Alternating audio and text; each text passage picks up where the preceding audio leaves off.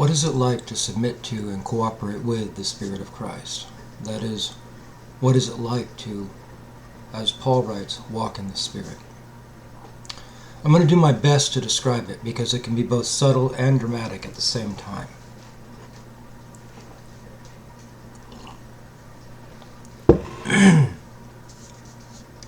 First, what it is not. It isn't like what you may have heard about something like channeling. That is, you don't black out and you're fully conscious throughout it all. You may feel a little bit like a spectator in your own body, but it is entirely voluntary. You choose to cede control, and maybe that really isn't the right way to say it either. You cannot force it either. You can only let go and allow it to happen. Second, the feelings and emotions generated by your brain don't necessarily change. But they don't influence how you respond, what you say, and what you do. This is important to understand. Your brain may be pumping angry or fearful thoughts through your mind, but as long as you don't choose to let that fear or anger, or for that matter, your bodily cravings or addictions, dictate your words or actions, as long as you don't submit to it, the Spirit of Christ remains in control, and it won't be reflected in what you say or do. And sometimes he will suppress or do away with them entirely, at least in that moment.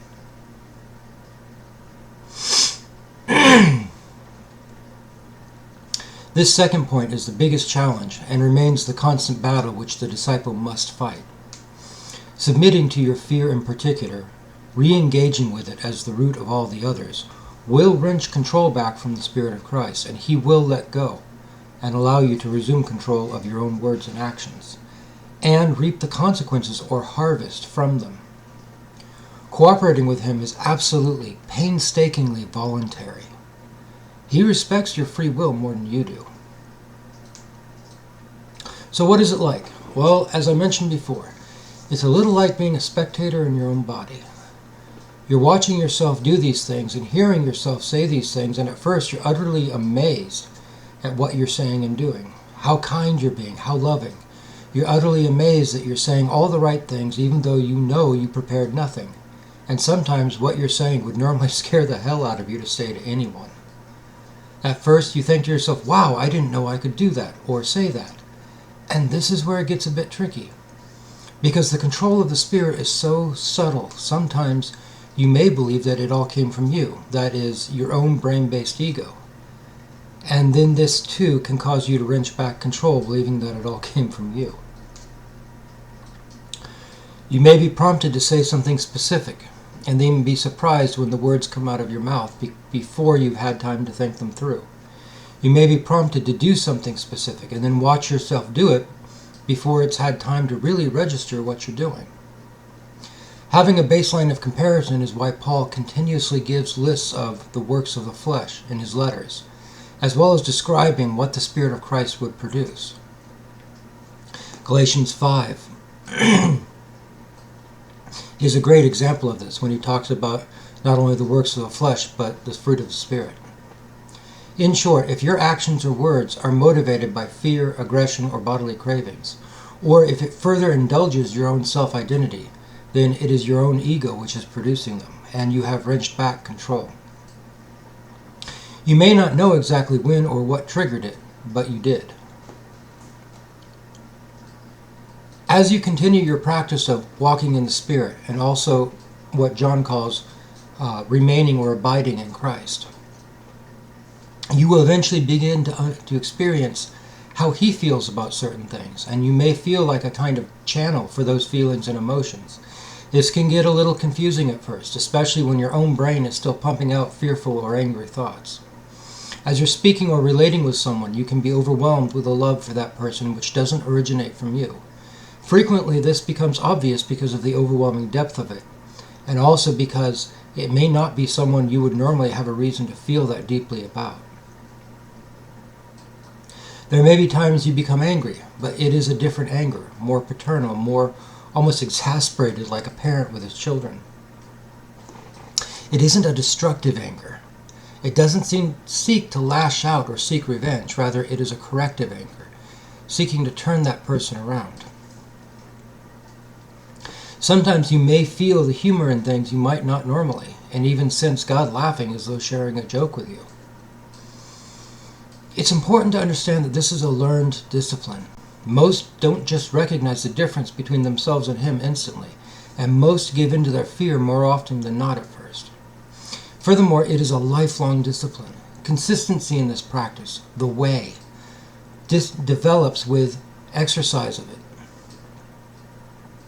We don't really develop the stamina or quote-unquote muscles, for lack of a better term, to not act on our fear or anger without doing it over and over again.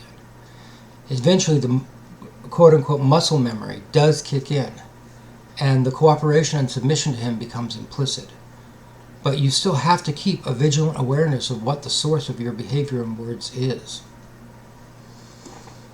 You have to be constantly watching internally. Finally, you will never cause harm when submitting to and cooperating with the Spirit of Christ. This point must be drilled home. He may get angry through you, but He will never strike someone through you. He will never seduce anyone through you. He will never lie to anyone through you. He will never steal anything through you. He will never defraud anyone through you. He will never be unkind through you. If your words and actions display any of these things, then it is you and not Him. If your words and actions cause harm to another, harm, not necessarily pain, mind you, then they are born of your own brain and not His Spirit. And if it is not Him, then you have fallen off the path and need to course correct back onto it, trying to make amends for what harm you caused when off of it. Course correction is as simple as admitting that you were in error. Saying it aloud is helpful psychologically speaking because it makes it real to you. Saying it to another person even more so because it cements it with a witness. I have caused harm. I am in error. I have fallen off the path.